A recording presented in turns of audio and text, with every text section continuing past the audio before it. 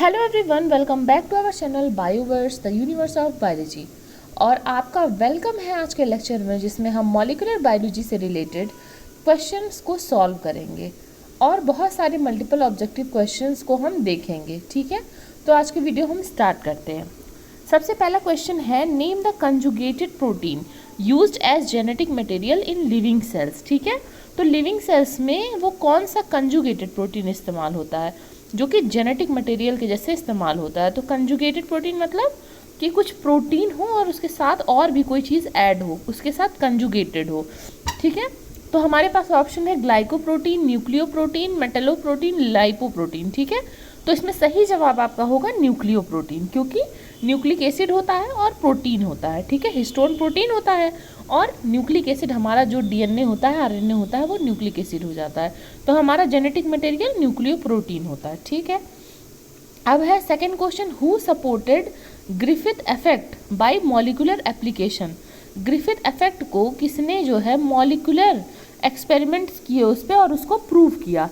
तो इसका सही जवाब है हमारा सी, मतलब कि एवरी, मैककार्टी और मैक्लियोड। इन्होंने मॉलिक्यूलर एक्सपेरिमेंट्स किए थे जिससे कि ग्रिफिथ का जो एक्सपेरिमेंट था वो जो है प्रूव हुआ था। ठीक है, उसके बाद नेक्स्ट क्वेश्चन है हमारा। देखिए, मैं इसमें आपको एक्सप्लेन नहीं करूँगी क्योंकि इसमें हम क्या करने आए हैं, क्वेश्चन सॉल्व करने आए हैं। ठीक है, हमारे चैनल पे वीडियोस पड़ी हुई हैं ऑलरेडी हर एक टॉपिक की, तो आप वहाँ से जाकर नोट्स और एक्सप्लेनेशन दोनों समझ सकते हैं। अभी हम जल्दी जल्दी सिर्फ क्वेश्चन सॉल्व करेंगे जिससे कि हमारी प्रैक्टिस हो जाए मल्टीपल चॉइस क्वेश्चन की।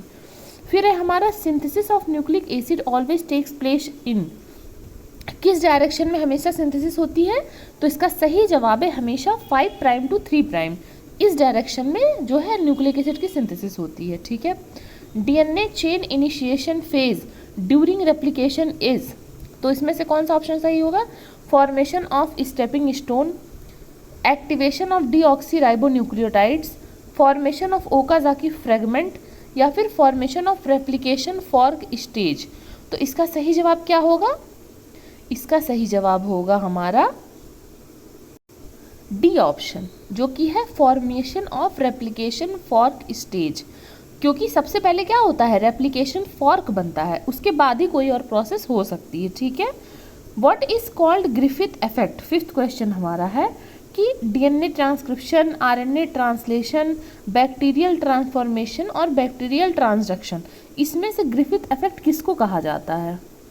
तो इसका सही जवाब है सी, बैक्टीरियल ट्रांसफॉर्मेशन जब होता है उसमें हम ग्रिफिथ इफेक्ट को पाते हैं। ठीक है, सिक्स क्वेश्चन है, genetic information is carried by the long chain molecules which are made up of.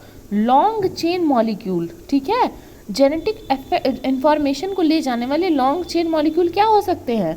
हमारे न्यूक्लियोटाइड हो सकते हैं। ठीक है, अब यहाँ पर देखिए एंजाइम और अमाइनो एसिड तो कट हो गया, और क्रोमोसोम्स और न्यूक्लियोटाइड, इसमें हमारा जो है ऑप्शंस आएगा कि न्यूक्लियोटाइड बोलेंगे या फिर क्रोमोसोम बोलेंगे। लेकिन यहाँ पर जो है सही जवाब हमारा न्यूक्लियोटाइड नहीं होगा, क्रोमोसोम होगा। ऐसा क्यों? क्योंकि न्यूक्लियोटाइड एक सिंगल चीज़ है, जब इसको हम जोड़ते हैं तो ये पॉलीन्यूक्लियोटाइड बनता है, और उसका भी बड़ा ऑप्शन जो है वो क्रोमोसोम है। फिर नेक्स्ट क्वेश्चन है हमारा, by which bond the purine and pyrimidine pair of complementary strands of DNA held together. तो जो प्यूरिन और पिरिमिडीन होते हैं, हमारा जो ATGC होता है, ये किस बॉन्ड से जुड़ा होता है? ये बहुत इजी क्वेश्चन है, H बॉन्ड से, हाइड्रोजन बॉन्ड से। ठीक है, नेक्स्ट क्वेश्चन है, state the nature of the 2 strands of DNA complex. DNA duplex जो होता है हमारा, उसके दोनों जो स्ट्रैंड होते हैं वो कैसे होते हैं? आइडेंटिकल एंड कॉम्प्लीमेंट्री, मतलब एकदम एक जैसे होते हैं और कॉम्प्लीमेंट्री होते हैं, antiparallel and complementary, dissimilar and non complementary, या फिर antiparallel and non complementary. तो देखिए, इसमें से नॉन कॉम्प्लीमेंट्री सबसे पहले ये दोनों हट जाएंगे, क्योंकि नॉन कॉम्प्लीमेंट्री नहीं होता है, एक दूसरे की रिस्पेक्ट नहीं होता है, कॉम्प्लीमेंट्री डीएनए सीक्वेंसेस होते हैं। अब आइडेंटिकल और एंटी पैरेलल में कौन सा सही है? तो एंटी पैरेलल आपका सही जवाब है, क्योंकि जो डीएनए के स्ट्रैंड होते हैं वो कैसे होते हैं? एक होता है हमारा 5 प्राइम से 3 प्राइम और दूसरा होता है 3 प्राइम से 5 प्राइम। तो ये देखिए एंटी पैरेलल है और कॉम्प्लीमेंट्री है। ठीक है, तो ये जवाब आपका बी वाला सही हो जाएगा यहाँ पे। नेक्स्ट क्वेश्चन है, the code AUG stand for. AUG जो कोड है या अमीनो एसिड का कोड है, तो ये किस प्रोटीन के लिए स्टैंड करता है, ठीक है। तो इसका सही जवाब है मेथियोनिन, ठीक है, मेथियोनिन के लिए स्टैंड करता है। अब देखिए 10th क्वेश्चन देखिएगा, a sequence of 3 consecutive bases in a tRNA molecule which specifically bind to a complementary codon sequence in mRNA is known as, इसका सही जवाब है एंटीकोडॉन, क्योंकि ये tRNA में एंटीकोडॉन प्रेजेंट रहता है जो कि mRNA के कोडॉन को रिकॉग्नाइज करता है, ठीक है। फिर नेक्स्ट क्वेश्चन है, अब codon is made up of single nucleotide, 2 nucleotide, 3 nucleotide, 4 nucleotide. तो जैसे हमने यहाँ पे देखा AUG, यहाँ पे कितने न्यूक्लियोटाइड हैं, 3 न्यूक्लियोटाइड, तो सही आंसर क्या हो जाएगा 3 न्यूक्लियोटाइड। एक कोडॉन 3 न्यूक्लियोटाइड से मिलके बना होता है।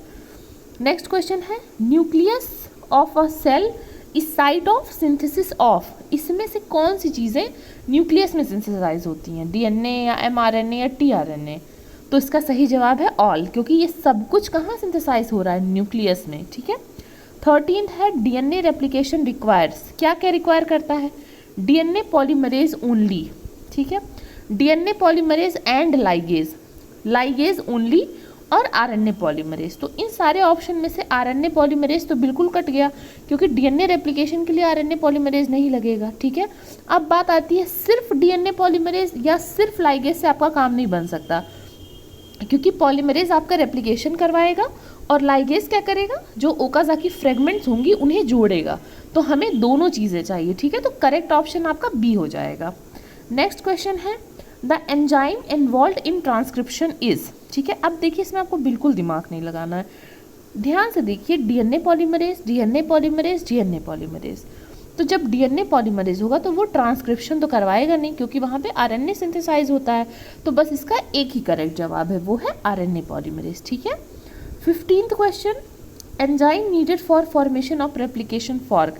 अब ध्यान दीजिएगा कि यहाँ पे हमें रेप्लिकेशन फॉर्क बनाने के लिए कौन कौन सी एंजाइम चाहिए ये पूछा है। तो पहला हो गया RNA पॉलीमरेज और DNA पॉलीमरेज, सेकेंड है हेलिकेज एंड गायरेज, थर्ड है हेक्सोकाइनेज एंड एल्डोलेज, और लास्ट है हमारा लाइगेज एंड एंडोन्यूक्लियस। तो देखिए एंडोन्यूक्लियस का तो हमें बिल्कुल काम नहीं है, DNA हमें काटना है नहीं, ठीक है। हेक्सोकाइनेज एंड एल्डोलेज ये हम क्या करेंगे DNA रेप्लिकेशन में, ठीक है। और ये क्या है, RNA पॉलीमरेज और DNA पॉलीमरेज। तो RNA पॉलीमरेज का तो हमें ऐसे भी काम नहीं है, तो बचता है ऑप्शन बी जो कि है हेलिकेज और गायरेज। अब हेलिकेज क्या करवाता है, DNA को अनवाइंड करवाता है, और गायरेज भी वही काम करवाता है लेकिन प्रोकैरियोट्स में, ठीक है। तो ये हमारा हो गया। अब नेक्स्ट है क्या, 16th, Okazaki fragments are synthesised on, किधर ओकाज़ाकी फ्रेगमेंट सिंथेसाइज होते हैं, ठीक है। तो लीडिंग स्ट्रैंड ऑफ DNA पे, लैगिंग स्ट्रैंड ऑफ DNA पे, लीडिंग एंड लैगिंग स्ट्रैंड पे, और कॉम्प्लीमेंट्री DNA स्ट्रैंड पे। तो देखिए अब आपको इसके लिए लेक्चर देखना पड़ेगा, तभी आपको अच्छे से समझ में आएगा, ठीक है। तो ये होता है हमारा रेप्लिकेशन फॉर्क, एक तरफ लीडिंग स्ट्रैंड जाता है, एक तरफ लैगिंग स्ट्रैंड जाता है, और लैगिंग स्ट्रैंड में ही हमारे ओकाज़ाकी फ्रेगमेंट पाए जाते हैं। तो इसका सही जवाब क्या होगा, lagging strand of DNA। Next question देखते हैं, 17th question, which of the following is used in DNA multiplication, ठीक है। तो DNA मल्टीप्लिकेशन क्या हो गया, रेप्लिकेशन ही तो हो गया, इसमें क्या इस्तेमाल किया जाएगा। तो इसका सही जवाब है DNA पॉलीमरेज, ठीक है, क्योंकि एंडोन्यूक्लियस एक्सोन्यूक्लियस DNA को कट करने के लिए हमें चाहिए नहीं, RNA पॉलीमरेज की काम ही नहीं है, तो बचा DNA पॉलीमरेज। नेक्स्ट क्वेश्चन है हमारा, tRNA attaches amino acid at its 3 prime and 5 prime and anticodon या लूप। तो इसका सही जवाब क्या है, अभी मैंने आपको एक्सप्लेन किया कि एंटीकोडॉन जो होता है वो जाके कोडॉन को बाइंड करता है, तो इसका भी सही जवाब है anticodon. DNA acts as a template for synthesis of, DNA किसके सिंथेसिस के लिए जो है एज अ टेम्पलेट जो है वो वर्क कर सकता है, किसके लिए, देखिए RNA दिया है, DNA दिया है, बोथ A एंड B दिया है, प्रोटीन दिया है, ठीक है। तो इसके लिए आपको सेंट्रल डोग्मा याद होना चाहिए, क्या होता है उसमें, DNA से क्या बनता है, RNA बनता है, फिर RNA से प्रोटीन बनती है, ठीक है। DNA डायरेक्ट प्रोटीन नहीं बना सकता, उसे RNA की ज़रूरत है, और DNA खुद को भी बना सकता है। तो यहाँ पे DNA टेम्पलेट अपने लिए भी होगा और RNA के लिए भी होगा, ठीक है। तो इसलिए यहाँ पे करेक्ट जवाब क्या होगा, बोथ ए एंड बी। यहाँ तक आई होप कोई आपको डाउट नहीं होगा। नेक्स्ट क्वेश्चन है कि antiparallel strand in DNA is due to disulphide linkage, hydrogen bond, phosphodiester bond या आयनिक बॉन्ड। तो जो एंटी पैरेलल स्ट्रैंड होता है डीएनए का, वो कैसे जो है जुड़ा रहता है, तो वो किससे जुड़ा रहता है, फॉस्फोडाइस्टर बॉन्ड से जुड़ा रहता है। ठीक है, फॉस्फोडाइस्टर बॉन्ड से जुड़ा रहता है, आर यू श्योर। देखिए जब हम क्वेश्चन सॉल्व करते हैं तो आपको ऐसे दिमाग को बंद करके सिर्फ क्वेश्चन जो सॉल्व करा उसे नहीं देखना, अपने दिमाग को एक्टिव रखना। आप खुद बताइए फॉस्फोडाइस्टर बॉन्ड किस लिए इस्तेमाल होता है, एक न्यूक्लियोटाइड को दूसरे न्यूक्लियोटाइड से जोड़ने के लिए। तो ये तो स्ट्रैंड में होता है ना, और एंटी पैरेलल तो उसका इधर रहेगा, ये है आपका एंटी पैरेलल। तो ये दोनों, ये वाला जो स्ट्रैंड है और ये वाला जो स्ट्रैंड है, ये दोनों आपस में कैसे जुड़े हैं, हाइड्रोजन बॉन्ड के थ्रू जुड़े हैं, फॉस्फोडाइस्टर बॉन्ड के थ्रू नहीं जुड़े हैं। ठीक है, तो हमेशा अवेयर रहिए। तो यहाँ पे सही ऑप्शन क्या है, हाइड्रोजन बॉन्ड। यहाँ पे हमने 20 क्वेश्चंस सॉल्व कर लिए हैं। अब नेक्स्ट और क्वेश्चंस हम 20 सॉल्व करेंगे नेक्स्ट लेक्चर में। ठीक है, तब तक के लिए पढ़ते रहिए, बढ़ते रहिए। कोई डाउट हो तो कमेंट सेक्शन में बताइए। Thank you, keep learning, keep growing.